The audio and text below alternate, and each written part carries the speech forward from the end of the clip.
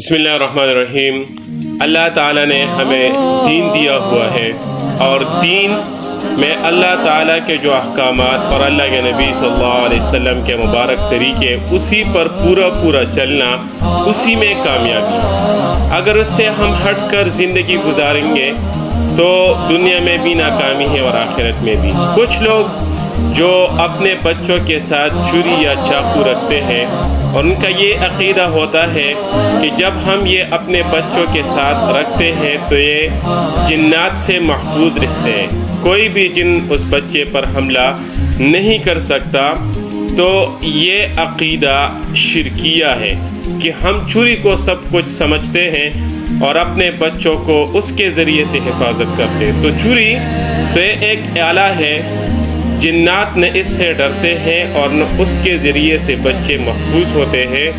ہاں، اس کی وجہ سے بچے کو کوئی نقصان پہنچ سکتا ہے۔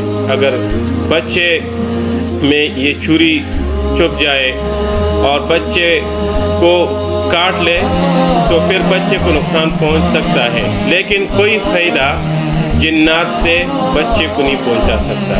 ہاں، جنات سے حفاظت کے لیے یا شیطانی اثرات سے بچنے کے لیے اللہ کے نبی صلی اللہ علیہ وسلم نے جو دعائیں ارشاد فرمائی ہیں، ان دعاؤں کو ہم سیکھ لیں اور پڑھ کر اپنے بچوں پر دم کیا کریں، اسی کے ذریعے سے ہمارے بچے محفوظ رہیں گے۔